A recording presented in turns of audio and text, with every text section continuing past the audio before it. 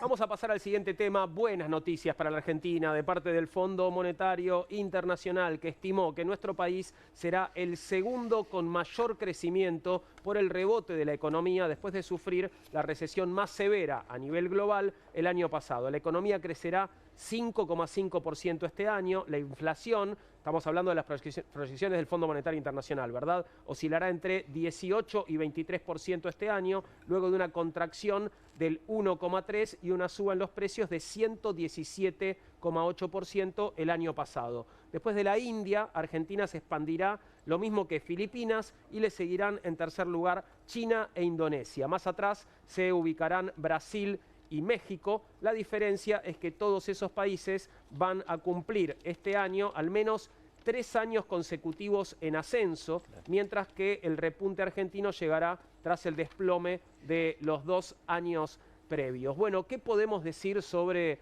estas proyecciones del Fondo Monetario Internacional? Marcelo, ¿vas a decir algo? No, a ver, primera cuestión, las estadísticas siempre son engañosas porque adoptan un punto de vista, en este caso, ¿no es cierto?, el que es del interés del FMI, de las corporaciones capitalistas. Por ejemplo, el Producto Bruto, el valor agregado puede crecer, no se dice a qué se debe, por ejemplo, por el crecimiento de la intermediación financiera. Tampoco discrimina entre el valor agregado que va a los beneficios capitalistas y el que va a los salarios. ¿No es cierto? Que naturalmente Claro. Acá sabemos cómo está evolucionando. Podemos Ahora, tener ese crecimiento, pero con mayor desigualdad, por ejemplo. indudablemente, pero no, acá hay una cuestión cualitativa que es más importante. Mira, hoy una siderúrgica muy importante de la Argentina, en Villa Constitución, anunció que va a 500 suspensiones a Sindar, como resultado del parate de la obra pública, del derrumbe del mercado interno y de otros fenómenos que están asociados, por ejemplo, la apreciación del peso, ¿no es cierto?, en relación a la exportación, la competencia importadora, las facilidades a la importación de autos que también limitan la colocación de acero, es decir, hay una operación, ¿no es cierto?, que claramente es lesiva para lo que es la producción de acero en la Argentina y que terminan pagando los laburantes. La empresa internacional que controla Sindar no, inmediatamente le traslada la crisis a los trabajadores, ¿no es cierto?, teniendo ella todas las espaldas del caso. Pero evidentemente, ¿no es cierto?, está este cuadro de desmantelamiento industrial que está completamente articulado, ¿no es cierto?, desde el propio gobierno. Ahora, acá se suma otra cuestión, que son los acuerdos comerciales que el gobierno de Milei ya firmó con la administración de Trump en estos días. Una cuestión que tiene poca información, pero que, digamos, ha existido muy claramente entre el canciller Wertheim y funcionarios de Estados Unidos. ¿Por qué? Porque el 1 de agosto es el plazo, el ultimátum que Trump le dio al mundo para arreglar concesiones comerciales o se viene la guerra comercial con el que no arregle. Y todos sabemos muy bien que hay una cuestión crucial que es la del acero. Entonces, en este punto, indudablemente que Milei, ¿no es cierto?, lo está discutiendo para arreglar, ¿no es cierto?, concesiones a la industria norteamericana en función de lo que está exigiendo, el gobierno de Trump. Entonces vamos a una suerte de industricidio, ¿no es cierto?, a costa de los laburantes. En vinculación con esta guerra internacional y este aspecto, ¿no es cierto?, directamente comercial de la guerra que está encarando Trump. Te agrego un elemento importante, que es que en este juego de represalias, Trump anunció que le va a colocar un 50% de arancel a Brasil. Sí. Brasil ya anunció que frente a eso tiene que tomar, ¿no es cierto?, medidas recíprocas, ¿no es cierto? Por ejemplo, colocar un arancel a productos de Estados Unidos. Pero eso rompe el arancel común del Mercosur, porque Brasil estaría colocando un arancel diferente a Argentina, es decir, descoloca completamente el esquema continental. Igual Lula plantea todavía una solución diplomática, ¿no? Sí, pero esto plantea un dislocamiento industrial y económico de alcance continental. Nosotros, digamos, desde el punto de vista del socialismo, desde el punto de vista de nuestra corriente, entendemos que esto exige un planteo estratégico. Argentina, digamos, si existiera un gobierno de trabajadores, un gobierno, digamos, de los que viven de su trabajo y asume la planificación de la economía nacional en antagonismo con esta guerra comercial, con esta guerra imperialista, estableceríamos claramente la nacionalización del comercio exterior. ¿Por qué? Porque eso le daría a ese gobierno de trabajadores todos los resortes para defender sus colocaciones en el exterior, tomando en sus manos todos los recursos que tiene la economía en materia de comercio internacional. Por ejemplo, ante un golpe a la colocación o la exportación de acero, contamos con exportaciones agrícolas para hacerlas valer en una negociación, pero para eso los resortes del comercio exterior deben estar, ¿no es cierto?, en la mano, en este caso, en un gobierno responsable ante la mayoría trabajadora. Vos te das cuenta, Juan, que hoy están en discusión problemas estratégicos que en última instancia llevan al problema de qué clase social gobierna. Ahora, mira, esto de que la economía crece, funciona. Hoy estuve, mira, vengo de la zona sur, sabés que estoy en campaña, soy candidato a legislador por política obrera en la tercera sección. Hoy estuve en una de las líneas de colectivo que es como el corazón de la zona sur y de su vínculo, por ejemplo, con la capital, que es el Halcón, la 148, ¿no es cierto? La amarilla y verde que todos alguna vez, ¿no es cierto?, nos hemos subido. Está en un proceso de vaciamiento, de desmantelamiento. Los choferes no cobran cuando corresponde. ¿Dónde van los subsidios? Los colectivos se están viniendo abajo. Se está pensando en dejar correr un proceso de concentración para que los que van a trabajar del sur a la capital tengan que ir colgados de alguna otra línea o de un tren que funciona mal. Ustedes lo pueden vender. ¿Qué? Troten para tener mejor el físico, ¿viste? Corriendo, son capaces de decirte algo así, porque no tampoco. Porque tenemos un país colapsado, es decir, un país cuya línea de colectivo principalísima, en este caso en la zona sur, no se puede, tiene una suerte de ACV existencial. Pasa que entonces no me vengas con el 5% el FMI. Y déjame agregar algo a lo de Cristian, digo, por ejemplo, INTA-INTI, todos los gobernadores salieron a defenderlo. La CAME, la UIA salieron a defender el INTA o el INTI dependiendo de, digamos, de la competencia de cada área. También ocurrió con los organismos de la cultura, como decía recién Chipi. Yo le decía, lo hablaba con los trabajadores del INTI ayer. Hay que hablar con los amigos, y este mensaje también es para los diputados y diputadas, amigos y amigas que sabemos que apoyan y bancan el INTI, el INTA, el Instituto del Teatro, que no están de acuerdo en esa modificación por la ventana del Código Penal que hizo Bullrich con el Estatuto del Policía, para que en el plan de labor esos temas no queden al final. Claro. Porque también es muy fácil decir que apoyo al INTI y la sesión se cayó porque me gritó Esper, porque me crucé con no sé quién, porque la otra me dijo gato. Todo divino para la televisión, ¿no? Pero acá, si hay un verdadero compromiso para frenar esto y está a la mano, como dice Chipi, una vez que tengamos el quórum, es muy fácil voltearlo. Por favor, pongámoslos en el plan de labor en un lugar que sea que se van a tratar. Claro. Porque de temarios convocados que después se caen y de promesas y de cariño no se vive. Yo no soy tan optimista con el INTA y con el INTI porque más allá de las cuestiones de procedimiento en el Congreso, no, hay intereses sociales que se mueven muy claramente en torno de qué va a pasar con estos institutos. En el caso del INTA, solo para tocar uno, hay una pulseada sobre el destino del INTA.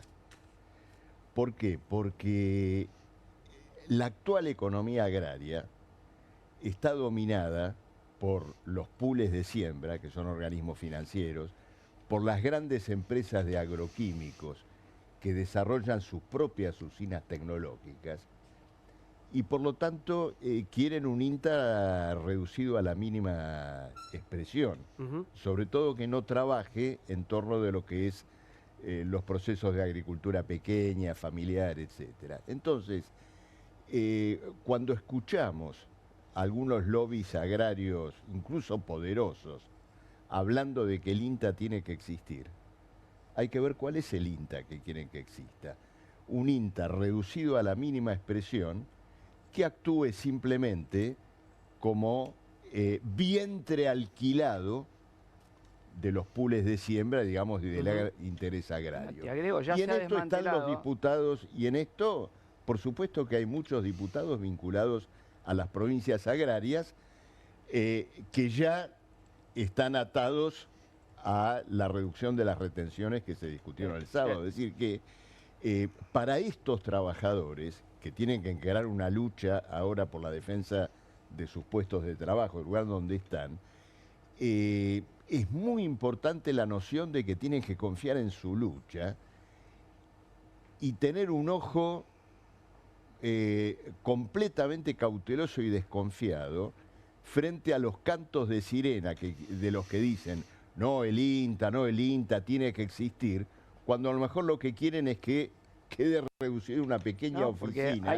de asesoramiento empresario. El tema que sigue tiene que ver con esto, hablabas de hace un ratito, Cristian, de rascar dólares de donde se pueda y bueno, el gobierno podría tener una mejora en la oferta de dólares para las próximas semanas que le permita al Banco Central gozar de un alivio cambiario en momentos donde se esperaba una verdadera sequía de divisas. Los productores retienen alrededor de 13.000 millones de dólares en los silobolsas a la espera de mejores precios o de un mejor tipo de cambio. Ahora que el gobierno redujo en un 21% el nivel de los derechos de exportaciones, la oferta de dólares podría incrementarse incluso en el corto plazo. Los números indican que todavía queda sin vender un 18% de la cosecha de trigo, un 46% de la de soja y un 53% de la de maíz. La liquidación de divisas alcanzaría por lo menos 1.600 millones de dólares a lo largo de agosto y podría alcanzar un total de 5.500 a 6.000 millones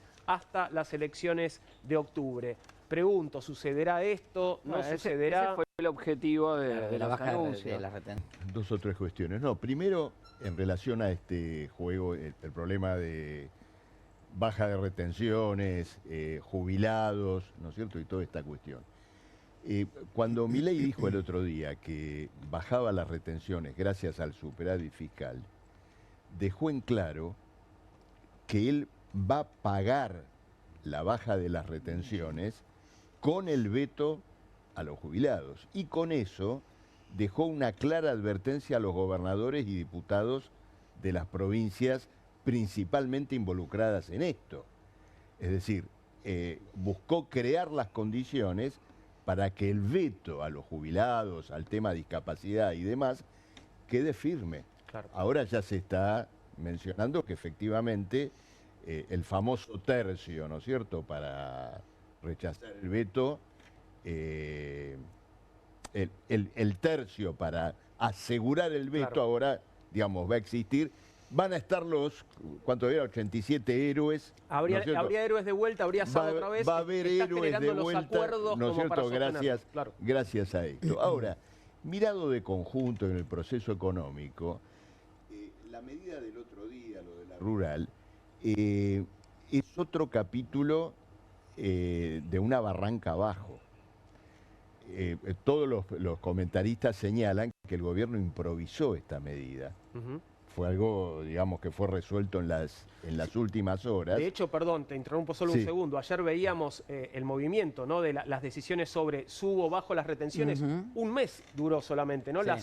La suba que anunciaron, bueno, hace un mes. Por eso, fue una decisión improvisada, bueno, para poder sostener un movimiento económico que es de drenaje, ¿no es cierto?, de drenaje de dólares, y que se integra un cuadro de barranca abajo con otros elementos.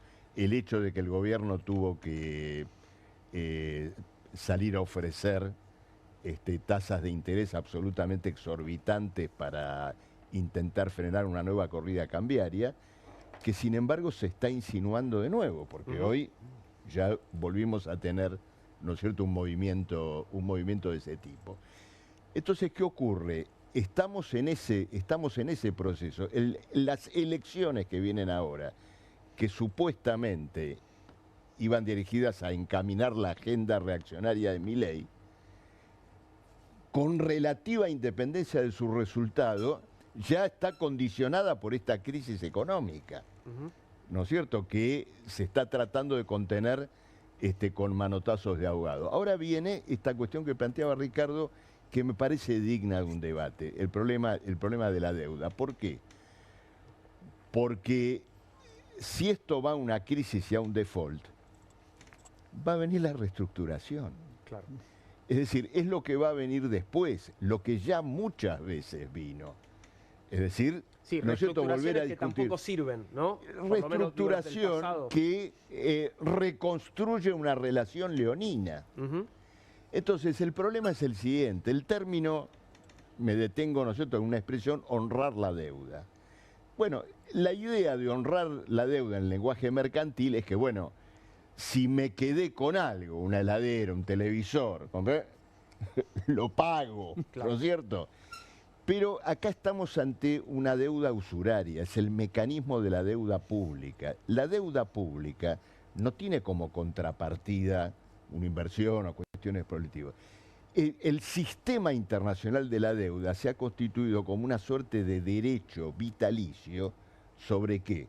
Sobre los presupuestos de los países. Claro. Un título de deuda no tiene como contrapartida un puente, un camino. Es como si dijera, gracias a este título, yo, Fondo Internacional tanto o banco tal, tengo el derecho a quedarme con el 10% de los salarios de los docentes, de los trabajadores de la salud y de los jubilados de la República Argentina en los próximos 5 años. Eso es un título de deuda. Entonces, la única salida que cabe a este mecanismo confiscatorio es el desconocimiento, es decir, es poner de manifiesto este carácter usurario y, por lo tanto, ¿no es cierto?, reconstruir las condiciones de la propia economía nacional sobre otras bases que partan de que el ahorro nacional, el que necesitamos para puentes, caminos, salarios, Garrahan, etcétera,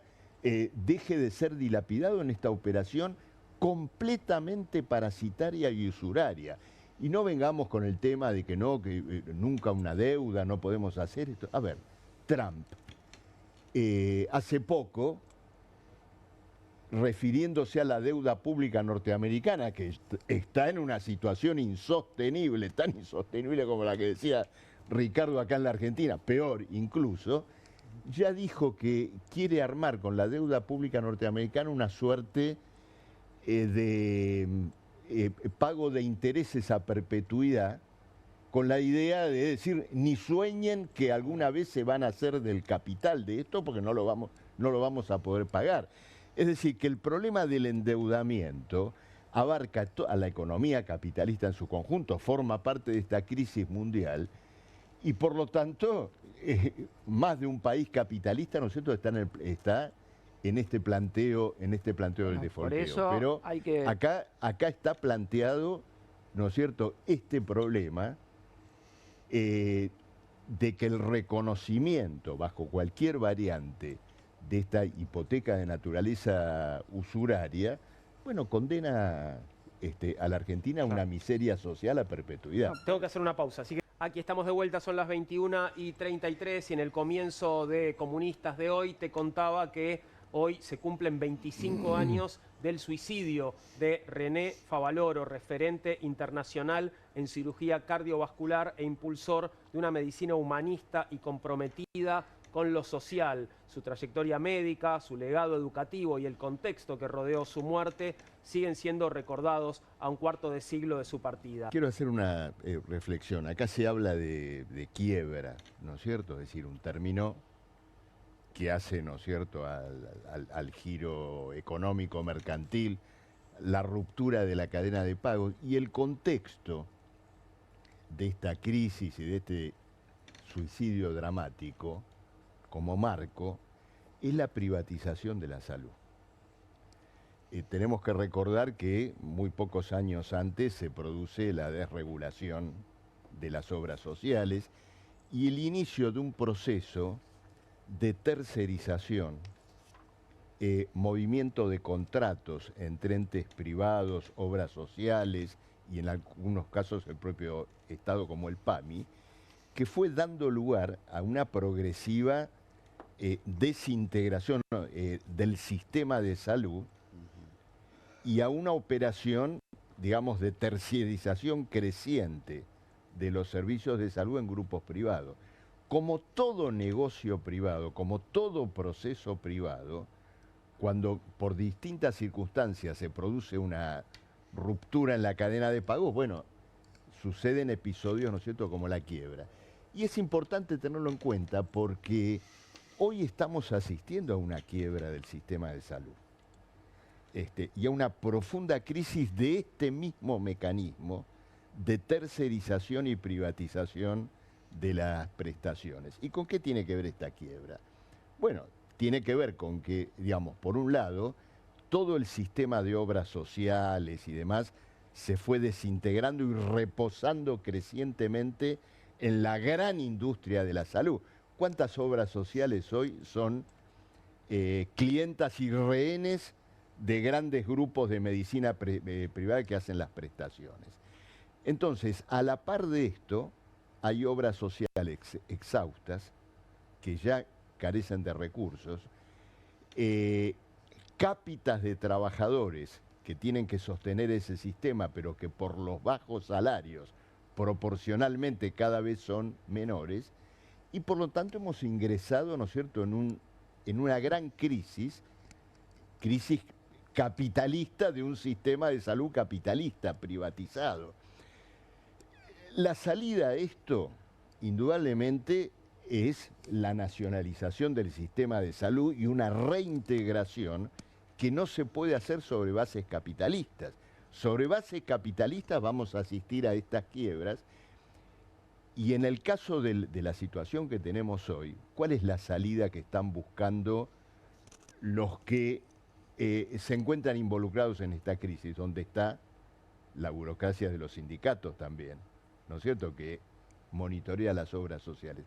La salida que se está buscando es a costa del afiliado, es decir, recortar prestaciones o por la vía de la mora, del alargamiento, de que no conseguís turno, todo más, pero, y esto ya se lo están pidiendo a Milei, y es una de las cosas que esa burocracia sindical hoy está pactando con Milei, en un futuro próximo, legalizar el recorte de las prestaciones. Es decir, que de pronto te dan un voucher, podés ir 5 veces por año al médico, ¿no es cierto?, y punto. Entonces, en la agenda de los trabajadores, este problema de la salud es muy importante. Claro. Y nuevamente, en términos de salida, ¿cuál es la salida?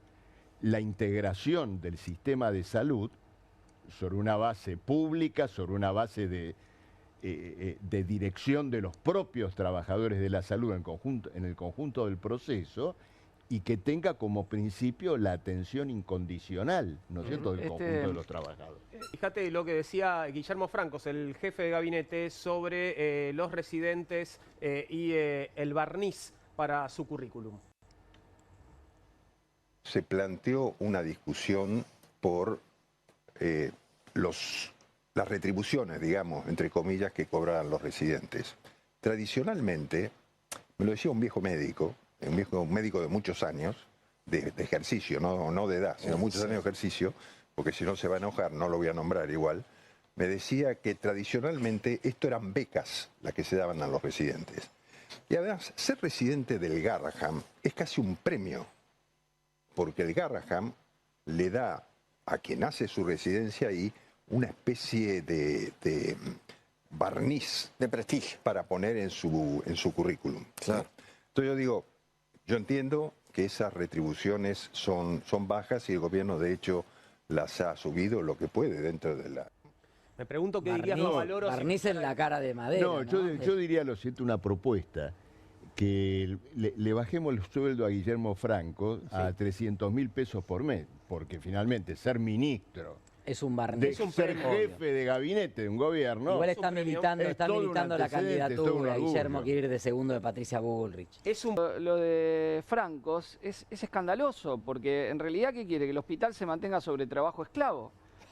Esa es la verdad, eso es lo que quiere. Sí, lo que ocurre... Esa precarización enorme que ya ha ocurrido en el sistema de salud, bueno, es lo que estamos viendo hoy. No, la liquidación del Garrahan y de hospitales públicos obedece a este objetivo estratégico de privatización de la salud. ¿Por qué? Porque el hospital público es una competencia objetiva para la salud privada. Es decir, el hecho de que exista para la población la salida de atenderse en un hospital público, incluso con la calidad, con las condiciones, ¿no es cierto?, del Garrahan y en general de los hospitales públicos, genera la obligación objetiva del privado de tener que levantar su piso. Entonces, sin Garrahan o Garrahan degradado, sin posadas o posadas degradadas, etcétera, etcétera, puede bajar también el piso de la prestación del hospital privado. Es decir, acá, efectivamente, Mario Lugones es un hombre de las prepagas, es un hombre de la salud privada y toma en cuenta fuertemente esta cuestión. Luego, el hospital público, esto siempre hay que tenerlo en cuenta, el hospital público racionaliza la atención a los pacientes por penuria. Es decir, alguien va y tiene que esperar a lo mejor 10 horas para atenderse porque los médicos no dan abasto. Pero luego el médico atiende a conciencia porque no está de por medio, ¿no es cierto?, la cuestión del lucro, no está sometido a un régimen de trabajo vinculado al lucro. En la medicina privada, el médico es un obrero de la medicina, tiene pautados sus minutos de consulta, porque hace a su rendimiento, ¿no es cierto?, como trabajador de un capital que se tiene que valorizar. Entonces, todo este mecanismo ingresa, indudablemente, en esta política de degradación del Garrahan y de los hospitales públicos, y por eso esto integra el problema de la salud privada con la cuestión del hospital público, ¿no es cierto?, los intereses que ligan a unos trabajadores y otros.